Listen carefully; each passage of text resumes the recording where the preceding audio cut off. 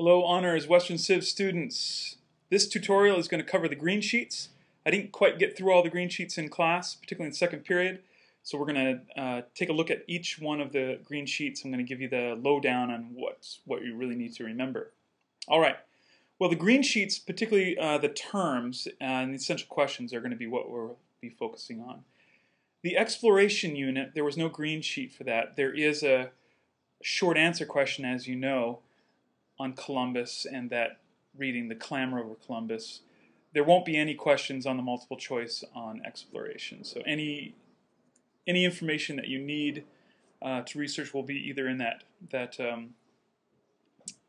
short answer question, or it will be something that maybe you could apply to the long essay, but that's something that you can research on your own.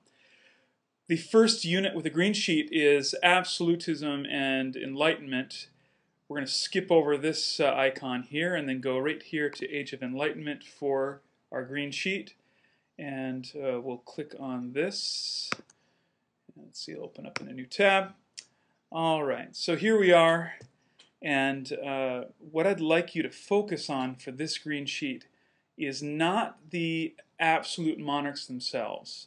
They're listed here. You can see them. We did the separate bulletin board project.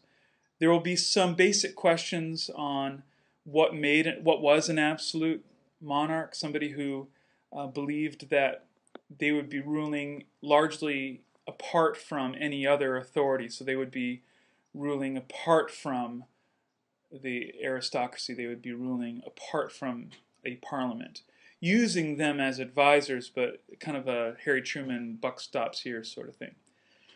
So you need to know the basics of what was an absolute monarch. Another aspect to focus on here is this idea of divine right, that absolute monarchs believed that they ruled absolutely because they had been chosen by God to do so. Which then sets up very nicely this idea of being an enlightened monarch, enlightened absolute monarch. Because they had something different going on. They may have believed in some version of divine right, but they also believed that power could be shared to some degree. They also believed in this idea of meritocracy, that just because you're an aristocrat doesn't necessarily mean that you're going to be first in line for whatever job or handout from the monarch. That maybe somebody in the middle class, lower middle class, even lower class possibly, depending on the situation, who with the proper education and training could become, rise up through the ranks of the bureaucracy and serve the state, serve the king. So I'm thinking of, monarchs like Frederick the Great and Maria Theresa, for instance. So these sort of things, you don't need to know the specific aspects of each of these. That's just way too much information.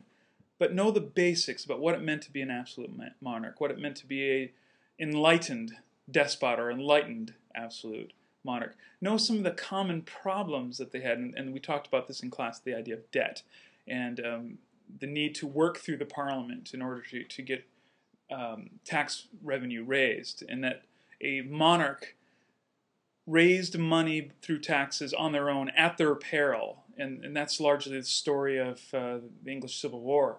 Charles I attempts in other things he does, he attempts to raise tax revenue apart from Parliament, and of course that's a no-no. What I'd like you to do for this unit is really focus on the Enlightenment side of it, and that's all these people here. These scientists, mathematicians, philosophers. Know more specifics about them, but you don't need to go into great detail about exactly what Kepler said or Copernicus said about the workings of the universe.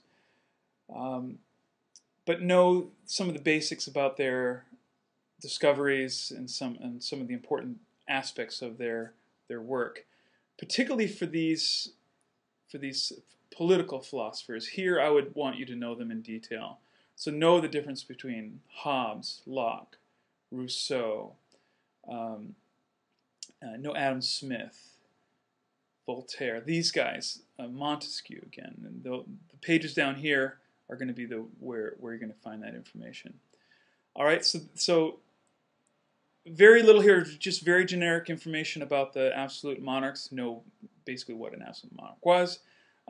These physical philosophers, sometimes they're called, or astronomers, know some of the basic discoveries that are being made during this time, maybe how they're challenging previous versions of or visions of the world.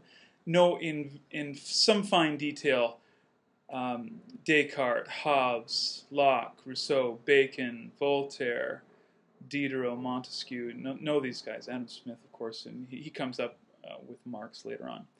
So that's it for this green sheet. All right, well, let's go back to our next unit here, the French Revolution. And let's open that guy up. And don't you love that font? So proud of that font. All right, we spent a ton of time here. Know the political response spectrum very, very well. Know the key events of the revolution. So we're talking here the French Revolution, the meeting of the states, the calling of these states by Louis XVI, the assembly at the tennis court and the tennis court oath, the Bastille. All of these kind of major touchstones. Now you notice there's a ton of terms here. Have a familiarity with them. There will be more focus on the groups. So emigres, Jacobins, Girondists. Less focus on September massacres. Edmund Burke we haven't really talked about. He's an English critic there of the French Revolution. But know some of the big ideas about the various stages of the revolution. We talked about that kind of circle that at the top is Louis XVI. At the bottom of a circle would be his losing his head. And then on the upswing again, you're heading towards Napoleon.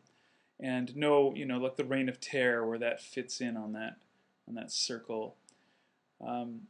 Napoleon, we covered particularly the early aspects of his rule, not so much after he gets exiled the first time and comes back. So look at Napoleon, his coup d'etat against the Directory. Look at the Napoleonic Code, and we covered this last time lately with the First World War. But the story of Metternich and the Congress of Vienna and the goals of the Congress of Vienna to turn back the tide. It's kind of a reactionary. It is a reactionary attempt to turn the clock back on the things that have been let out of the bottle, as it were: democracy, nationalism, revolution. Know the basics of the English Civil War, particularly if you're doing that question, that long essay question. You could do a comparison of the differences between the English Civil War and to the extent that it was a revolution and the French Revolution. That'd be a good one to go.